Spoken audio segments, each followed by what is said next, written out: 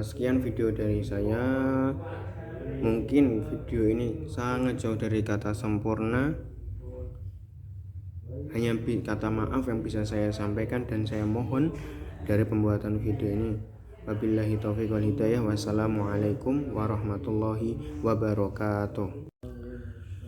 Assalamualaikum warahmatullahi wabarakatuh. Alhamdulillahirabbil alamin wa bihi nasta'inu ala umuri dunya waddin. Wassalatu wassalamu ala asyrafil anbiya'i wal mursalin sayyidina wa nabiyina wa maulana Muhammadin wa ala alihi wa sahbihi ajma'in, amma ba'du. Puja dan puji kepada Allah Subhanahu wa taala yang atas rahmat dan karunia-Nya telah memberikan nikmat pada kita berupa nikmat sehat, nikmat Islam, sehingga kita dapat berkumpul di tempat kita masing-masing. Salawat serta salam selalu tercurah limpahkan kepada junjungan kita Nabi Agung Muhammad sallallahu alaihi wasallam,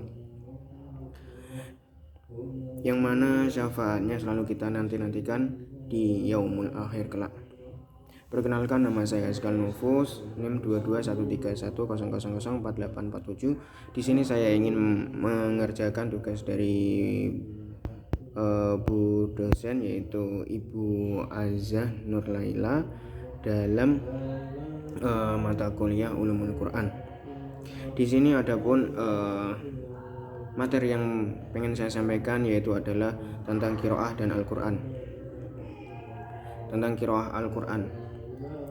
Adapun qiraah atau qiraat secara bahasa yaitu berarti bacaan, diambil dari bahasa Arab qira'a yang berarti membaca. Sedangkan qiraat sendiri memiliki arti bacaan, yaitu adalah himpunan huruf-huruf dan kata-kata satu dengan yang lain dalam suatu ucapan yang tersusun rapi.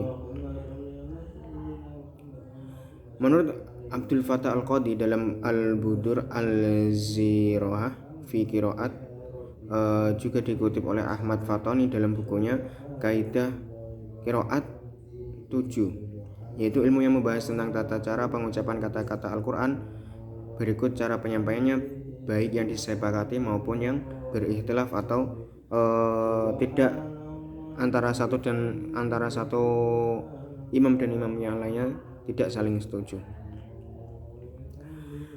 Ruang lingkup qiraat. Yang pertama yaitu cara mengucapkan lafaz Al-Quran sebagaimana yang diucapkan oleh Nabi Muhammad SAW atau diucapkan oleh sahabat di hadapan Nabi Muhammad, kemudian beliau mentakrirkannya.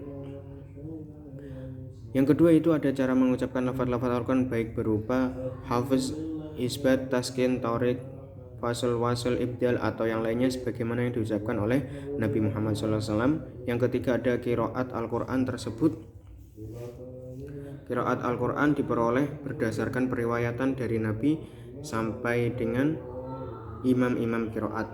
Yang keempat ada qiraat Al-Quran ada kalanya hanya memiliki satu versi qiraat saja, dan ada kalanya memiliki beberapa versi qiraat. Di sisi lain ada kalanya para ulama bersepakat terhadap versi qiraat tertentu, dan ada kalanya juga terjadi ikhtilaf.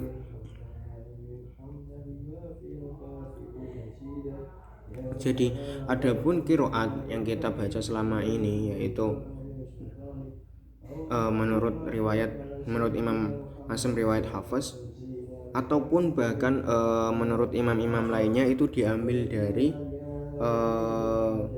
bagaimana Nabi Muhammad SAW itu membacakannya, atau bacaan sahabat yang didengarkan dan diterima oleh Nabi Muhammad yang sampai ke kita, yang yaitu bacaan yang kita baca. Ataupun menurut imam-imam yang lain seperti Imam Qombul, ataupun imam yang lainnya itu sesuai dengan bacaan Nabi Muhammad atau para sahabat yang disetujui oleh Nabi Muhammad.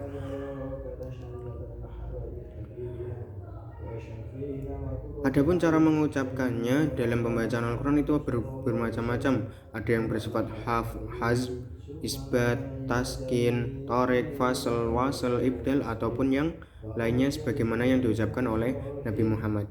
Jadi tata cara membaca Al-Quran itu ada berbagai macam. Ada kalanya kita berhenti, ada kalanya kita membaca panjang, ada kalanya kita harus menyambungkan dari satu kalimat ke kalimat yang lainnya sesuai dengan tata cara yang diucapkan atau yang dibacakan oleh Nabi Muhammad SAW.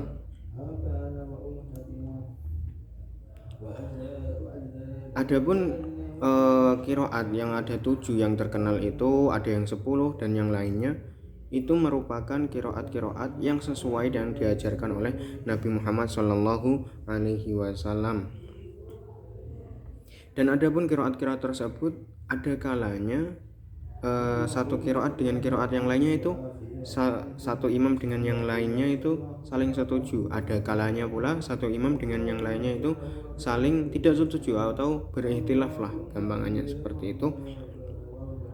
Jadi sebagaimana dalam pembacaan qiraat sabah atau qiraat asyarah ataupun qiraat yang lainnya itu ada kalanya satu ayat itu sama semua, jadi semua imam itu membacanya sama. Namun ada kalanya juga satu imam dengan yang lainnya itu berbeda pendapat, seperti lafaz Maliki Yaumiddin. Ada kalanya imam yang lain itu tidak setuju dengan bacaan tersebut, Maliki Yaumiddin, atau dalam contohnya Ihdinas siratal mustaqim. Ada yang seperti itu, ada yang Ihdinas siratal mustaqim. Ada yang bacanya sholah, ada yang bacanya sholoh, seperti itu dan yang lainnya. Itu karena keikhtilafan mereka, maka terbentuknya beberapa bacaan Al-Quran tersebut atau qiraat Al-Quran tersebut. Akan tetapi bacaan-bacaan tersebut merupakan bacaan yang disetujui atau diterima oleh Nabi Muhammad SAW. Adapun perkembangan qiraah itu terjadi dari berbagai waktu dan zaman, ya, terjadi pada berbagai zaman, yaitu pada zaman Rasulullah dan sahabat, ada pada zaman tabi'in dan imam qiraat,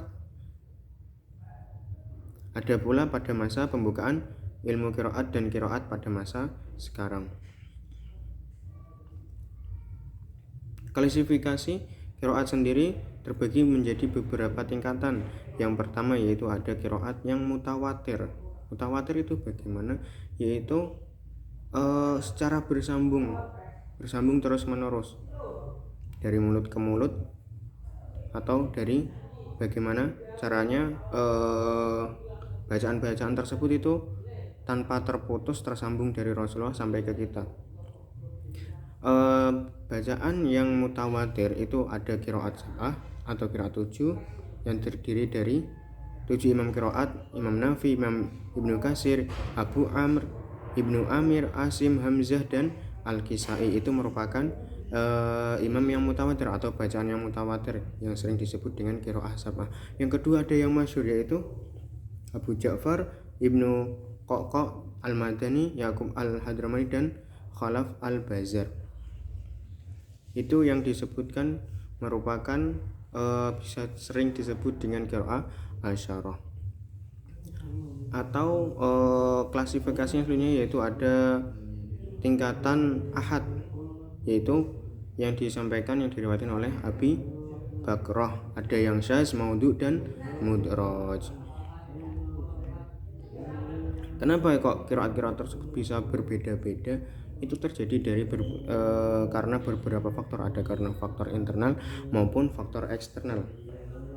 Mungkin ada kalanya ketika berbagai suku di orang Arab atau berbagai belahan daerah pada waktu itu, sehingga pengucapan mereka ada yang susah, ada yang gampang mengikuti Nabi. Akan tetapi pada masa tersebut Rasulullah SAW tidak menyalahkan bacaan mereka sehingga bisa diterima oleh Nabi yang sampai sekarang bacaan-bacaan tersebut tersebar ke berbagai penjuru dunia di masa sekarang ini. Oke, mungkin itu saja keterangan singkat dari saya mengenai pembahasan dari qiraat atau bacaan dari Al-Quran.